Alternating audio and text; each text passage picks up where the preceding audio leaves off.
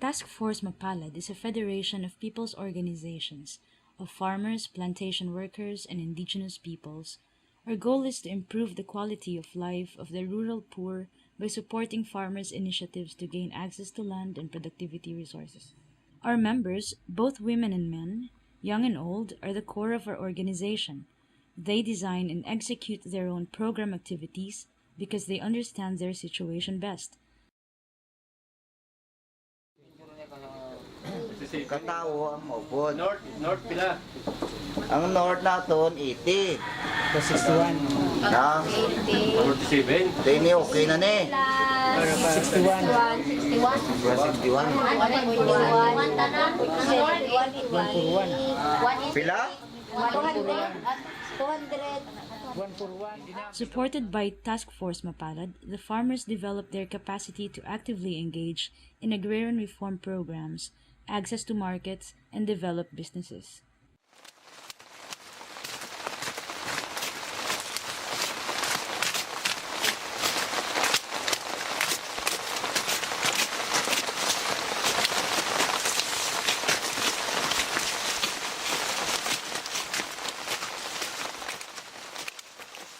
Compared to individuals, a group of organized farmers is much more capable of exerting pressure on political and private parties involved in agrarian reform.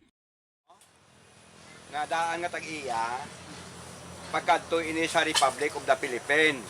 Nga silingon ang titulo sang tag-iya sang una nga Lopez nagkadto sa Republic of the Philippines. Pagkadto sa Republic of the Philippines, nagkadto sa inyong ngalan. Amo na lang ginatawag nga FLOA, Certificate of Land Ownership Award nga nagapamatuod nga kamo nang tag-iya. TFM provides training for young farmers to make them understand the law and address land tenure problems, while at the same time enhance their skills in negotiation and lobbying with government and non-government organizations for support to their land claims. The goal is to make the rural poor understand the law and to use this knowledge to address land security problems. Their skills in engaging with the media are also developed to bring out stories on land struggle to public attention. Mas maayo nga maintindihan ninyo ang parte sa sakripisyo sang duta.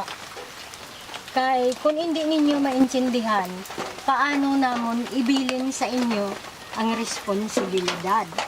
Kay kung ang pag-angkon sang duta, hindi ninyo maintindihan, ang gobyerno, kung wala sang nagatukbol, hindi na magiho. Kinahanglan, ang pagkampanya sang duta, naintindihan ninyo ang layi. Hindi pwede iprenda, hindi pwede ibaligya. Kay kung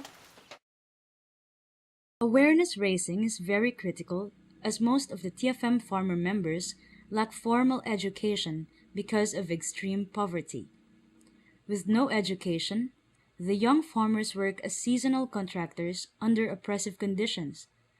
Outside the harvest season, they are forced to work in the cities as waiters, construction workers, drivers, house helpers, and in other exploitative informal jobs.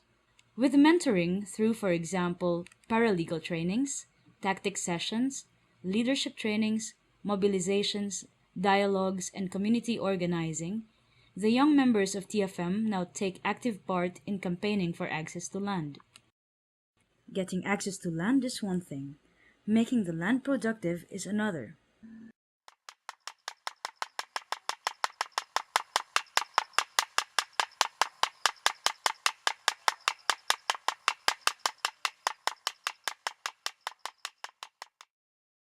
One of TFM's main activities for productivity development is the conduct of Farmers Field School.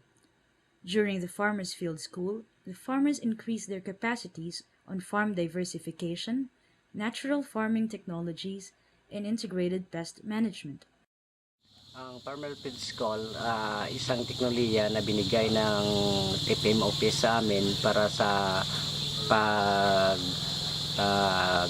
gawa ng mga organic farmers para na hindi na kami magastusan ng para pang chemicals or mga fertilizer para nga mapabuti yung mga pananim namin.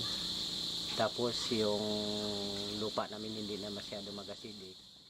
Matapos kami naka-training doon, kami naman yung nagtuturo sa mga katulad naming farmers na continuous naman kami para sa aming mga youth nga kung sakali man na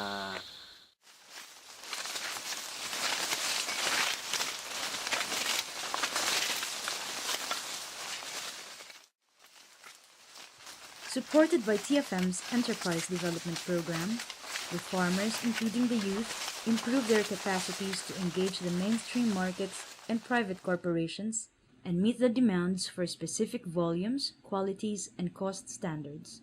Aside from this, young farmers also benefit from TFM's business development services, primarily in the areas of facilitating business ventures, accessing credit, and developing markets. In Hacienda Veles, Malaga, the cooperative established a Muscovado sugar processing project where the youth are actively engaged as sugarcane suppliers and crew in the milling plant. In the Philippines, female farmers have always been on the forefront of the struggle for land. In some cases, women farmers were even willing to starve themselves to death for the cause of agrarian reform, or shave their heads to signify protest against inaction of the Ako si Sharon government. Makapan. Nagtrabaho kami sa lupa. Tatay ko claw hoarder. Tatay ko may sakit na arthritis. Nga ko nanay, amo man ang akon nga bata. Kag tanan kami nagabuligay sa pagubra sa duta. Kag pasalamat ako nga may ara kami nga duta nga nabrahan sang natamnan sing tubo. TFM has been consistent in advocating women's right to land through enhancing their participation in land reform campaigns. TFM was able to assert the inclusion of women, including the youth, as land reform beneficiaries and land title holders.